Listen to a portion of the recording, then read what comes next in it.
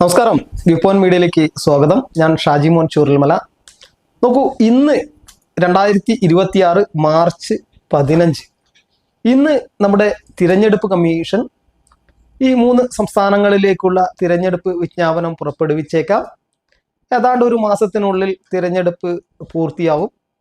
അപ്പോൾ ഇന്ന് വിജ്ഞാപനം വന്നതിന് ശേഷം ഒരു പ്രവചനം സാധ്യമല്ല. നമുക്കറിയാം, ഇപ്പോൾ സർവേകളൊന്നും സാധ്യമല്ല. ഞാൻ ഇതിനെക്കുറിച്ച് കുറച്ച് ആയി പഠിക്കുന്നു, അതുകൊണ്ടാണ് ഇത്രയും വൈകിയത്. ഞാൻ മുൻപ് ഉള്ള വീഡിയോകളിൽ പറഞ്ഞിരുന്നു, കൃത്യമായിട്ട് ഒരു പ്രവചനം എൻ്റെ ഭാഗത്തു നിന്ന് ഉണ്ടാകും എന്ന്.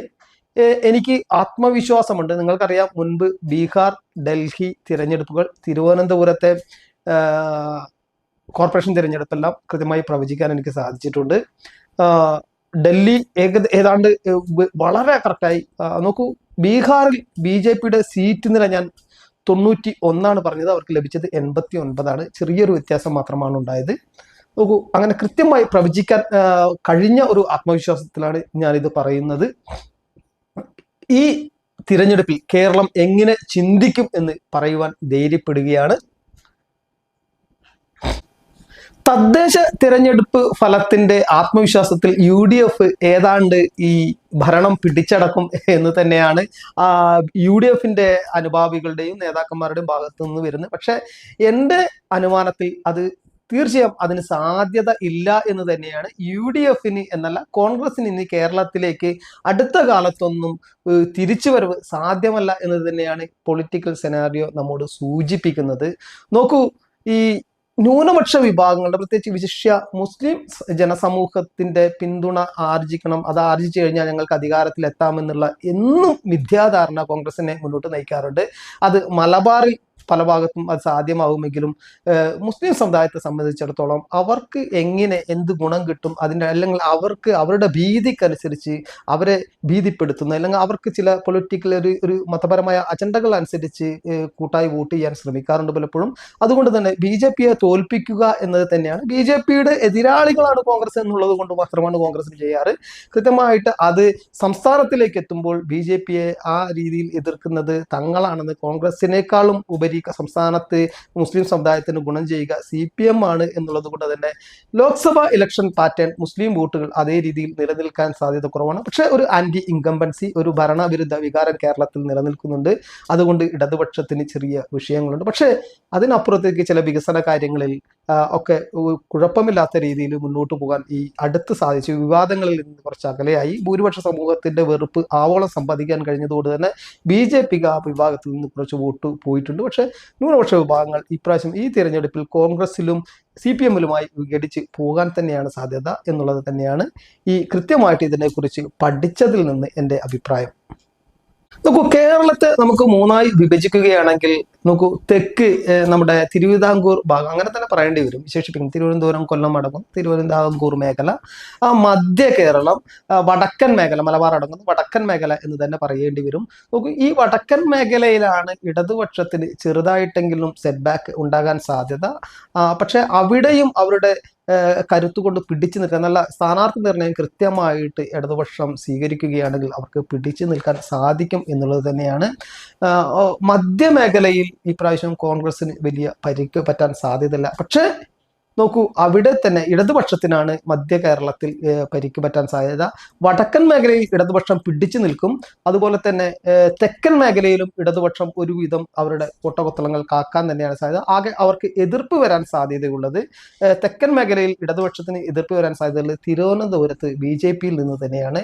ആ തിരുവനന്തപുരത്തെ 14 സീറ്റുകൾ, ഒരു സീറ്റ് മാത്രമാണ് കോൺഗ്രസിന് കിട്ടാൻ സാധ്യത. ഒരു സീറ്റേ കിട്ടുകയുള്ളൂ എന്ന് ഉറപ്പിച്ച് പറയാം. നോക്കൂ, 5ഓളം സീറ്റുകൾ BJP പിടിക്കും. 5ഓളം സീറ്റുകൾ BJP, 8 സീറ്റ് ഇടതുപക്ഷം നിലനിർത്തും എന്ന് തന്നെയാണ് തിരുവനന്തപുരത്ത്. 5 സീറ്റ് ഈ പറയുന്നത് അത്ഭുതകരമായി നിങ്ങൾക്ക് തോന്നാം. പക്ഷേ തിരുവനന്തപുരത്തെ പൊളിറ്റിക്സ് നമ്മോട് ഇപ്രാവശ്യം പറയുന്നത്, അതിപ്പോ ചാനലുകൾ, കേരളത്തിലെ ചാനലുകൾ, വിവിധ ചാനലുകൾ നോക്കൂ, അത് പെയ്ഡ് സർവീസ് എന്ന് പോലെയാണ് വരുന്നത്. കൃത്യമായിട്ട് ആ ചാനലിന്റെ രാഷ്ട്രീയത്തിനനുസരിച്ചാണ്, കൃത്യമായിട്ടുള്ള പൊളിറ്റിക്കൽ രാഷ്ട്രീയ യാഥാർത്ഥ്യത്തോടു കൂടിയല്ല അവർ ചെയ്യുന്നത് എന്നുള്ളത് തന്നെയാണ്. അതുകൊണ്ട് തന്നെ അത് നമുക്ക് വിശ്വസനീയമല്ല. തങ്ങൾക്കിഷ്ടമുള്ള മുന്നണിക്ക് അനുകൂലമായിട്ട് അല്ലെങ്കിൽ തങ്ങൾക്ക് ദേഷ്യമുള്ള മുന്നണിയെ തോൽപ്പിക്കണം എന്നുള്ള രീതിയിലുള്ള പടച്ചുവിടുന്ന സർവേകളാണ് ഭൂരിപക്ഷം വന്നത്. നമുക്കത് പേരെടുത്ത് പറയാം. ഇപ്പൊ റിപ്പോർട്ടർ ചാനൽ വന്നിരുന്നു, മനോരമയിൽ വന്നിരുന്നു. മനോരമയുടെ സർവേ ഒക്കെ കാണുമ്പോൾ ചിരിക്കാൻ തോന്നുന്ന ഒരു അവസ്ഥയാണുള്ളത്. അങ്ങനെ പെയ്ഡ് ആയിട്ടുള്ള സർവേകൾ നടത്തുന്നത് പോലെ നമുക്ക് തോന്നുന്ന ഒരു അവസ്ഥ സ്ഥിതിവിശേഷമുണ്ട്. അങ്ങനെയല്ല, കൃത്യമായിട്ട് നമ്മൾ ഇതിനെക്കുറിച്ച് പഠിക്കുന്ന ഒരു രാഷ്ട്രീയ വിദ്യാർത്ഥികൾക്ക് മനസ്സിലാവും കേരളത്തെ ഇപ്രാവശ്യത്തെ തിരഞ്ഞെടുപ്പ് നമ്മളോട് പറയുന്നത് വളരെ അത്ഭുതകരമായിട്ടാണ്.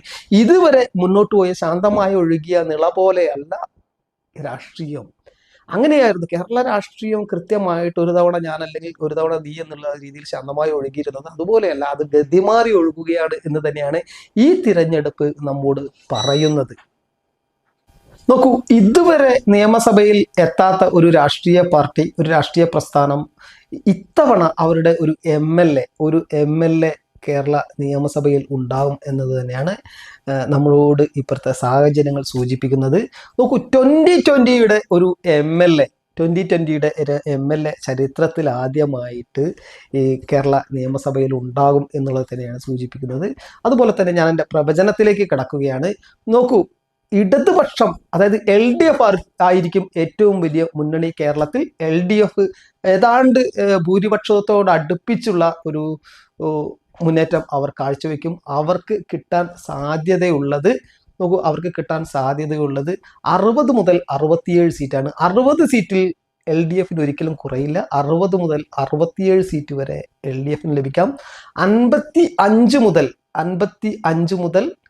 62 സീറ്റ് വരെയാണ് UDFന് ലഭിക്കാവുന്നത്. നോക്കൂ, BJPക്കാവട്ടെ 8 മുതൽ 14 സീറ്റ് വരെ BJPക്ക് ലഭിക്കാം. 8 മുതൽ 14 സീറ്റ്, അതിശയോക്തി വേണ്ട. 8 സീറ്റ് മുതൽ 14 സീറ്റ് വരെ BJP NDA മുന്നണിക്ക് ലഭിക്കാം എന്നുള്ളതാണ്. അതിൽ ഒരു സീറ്റ് ഞാൻ എടുത്തു പറയുന്നു. 2020ക്ക് ഒരു സീറ്റ് ഉണ്ടാകും അവരുടെ സഖ്യകക്ഷിയായിട്ട്. 2020 വരുന്ന ആളുകളിൽ കേരള രാഷ്ട്രീയത്തെ കൃത്യമായി കേരള രാഷ്ട്രീയത്തിൻ്റെ ഗതി നിർണ്ണയിക്കുന്ന ഒരു മുന്നണിയായി മാറും. LDFും UDFും മറ്റ് രാഷ്ട്രീയ കക്ഷികളെ വിട്ട് 2020യുടെ പിറകിൽ പോകാൻ സാധ്യതയുണ്ട് എന്നുള്ളത് തന്നെയാണ് ഈ തിരഞ്ഞെടുപ്പ് സൂചിപ്പിക്കുന്നത്. നോക്കൂ, തിരഞ്ഞെടുപ്പ് കമ്മീഷൻ ഇന്ന് നമ്മുടെ തിരഞ്ഞെടുപ്പ് തീയതി പ്രഖ്യാപിക്കും എന്നുള്ളത് കൊണ്ട് തന്നെ എൻ്റെ ഈ പ്രവചനത്തിൽ ഞാൻ എൻ്റെ മുന്നൊരുക്കങ്ങളിൽ ഇതിനെക്കുറിച്ച് പഠിക്കുന്ന കുറച്ച് കാലതാമസം വന്നതുകൊണ്ട് കൃത്യമായി ഡീറ്റെയിൽ ആയിട്ടുള്ള ഓരോ മണ്ഡലങ്ങളെയും എനിക്കിന്നത് വിജയിക്കും എന്ന് പറയാൻ കഴിയില്ല. പക്ഷെ നിങ്ങൾ ഓർക്കുക, ഇനി എൻ്റെ വീഡിയോകളിൽ കാണുമ്പോൾ ഓരോ മണ്ഡലത്തെക്കുറിച്ചും ഞാൻ പഠിച്ചിട്ടുണ്ട്. ആ ഒരു മണ്ഡലത്തിൻ്റെ സാധ്യതകളിൽ ഞാൻ പറയുന്ന എൻ്റെ വാക്കുകളിൽ നിന്ന് നിങ്ങൾ ആര് വിജയിക്കും എന്ന് മനസ്സിലാക്കുക. കാരണം ഇവർ വിജയിക്കില്ലെങ്കിൽ ഈ മുന്നണി വിജയിക്കും എന്ന മണ്ഡലത്തിൽ ചിലപ്പോൾ നേമം മണ്ഡലത്തിൽ BJP വിജയിക്കും, അതായത് ഇല്ലെങ്കിൽ ധർമ്മടം മണ്ഡലത്തിൽ CPM വിജയിക്കും, കോഴിക്കോട് നോർത്തിൽ CPM വിജയിക്കും എന്നൊക്കെ എനിക്ക് പറയാൻ ബുദ്ധിമുട്ടുകളുണ്ട്. കാരണം അത് അങ്ങനെയാണ് യാഥാർത്ഥ്യമെങ്കിലും എനിക്ക് ബുദ്ധിമുട്ടുകളുണ്ട്. അതുകൊണ്ട് തന്നെ, കാരണം തെരഞ്ഞെടുപ്പ് കമ്മീഷന്റെ നോട്ടിഫിക്കേഷൻ, തിരഞ്ഞെടുപ്പ് വിജ്ഞാപനം വന്നതിന് ശേഷം നമുക്കത് പ്രവചിക്കുക സാധ്യമല്ല. പക്ഷെ എൻ്റെ തുടർ വീഡിയോകളിൽ നിങ്ങൾക്ക് കൃത്യമായിട്ട് മനസ്സിലാകും ആരാണ് വിജയിക്കാൻ ഓരോ മണ്ഡലത്തിലൊന്നും. ഓരോ മണ്ഡലം കേന്ദ്രീകരിച്ച് തന്നെ, ഓരോ മണ്ഡലത്തെക്കുറിച്ച് പഠിച്ച് തന്നെ വിശദമായിട്ടുള്ള വീഡിയോ ഞാൻ ഇടുന്നതാണ് വരുന്ന ദിവസങ്ങളിൽ. എന്തായാലും എൻ്റെ പ്രവചനം ഇതാണ്: LDF 67 സീറ്റ് വരെ, UDF 62 സീറ്റ് വരെ, BJP 11 സീറ്റ് നേടാം. അതും അവർക്ക് 14 സീറ്റ് വരെ, 8 മുതൽ ഏറ്റവും കുറഞ്ഞത് 8 മുതൽ 14 സീറ്റ് വരെ BJPക്ക് നേടാമെന്ന് ഞാൻ. അടുത്ത ഭരണവും LDFന് തന്നെ ആയിരിക്കും എന്നുള്ളത് തന്നെയാണ്. LDF കേവലം ഏതാണ്ട് ഒരു 5-ൽ താഴെ സീറ്റിന് മാത്രമായിരിക്കും പുറകോട്ട് പോവുക. ഭൂരിപക്ഷം നേടുന്നതിൽ നിന്ന് 67 സീറ്റ് വരെ അവർക്ക് നേടാം, പരമാവധി 67 സീറ്റ് നേടാം, അതിലേക്ക് എത്തും എന്ന് തന്നെയാണ് എൻ്റെ ഈ രാഷ്ട്രീയത്തെക്കുറിച്ച് 32 വർഷത്തോളം രാഷ്ട്രീയ പ്രവർത്തകനായിട്ടും സാമൂഹ്യ പ്രവർത്തകനായിട്ടും ഈ കേരള രാഷ്ട്രീയത്തെ വീക്ഷിക്കുന്ന എൻ്റെ അനുഭവങ്ങളിൽ നിന്നും മുൻ പ്രവചനങ്ങൾ സത്യമായി ഭവിച്ചു എന്നുള്ള ആത്മവിശ്വാസത്തിൽ നിന്നും ഞാൻ പറയുന്നു, ഒരു തവണ കൂടി LDF കേരളം ഭരിക്കും.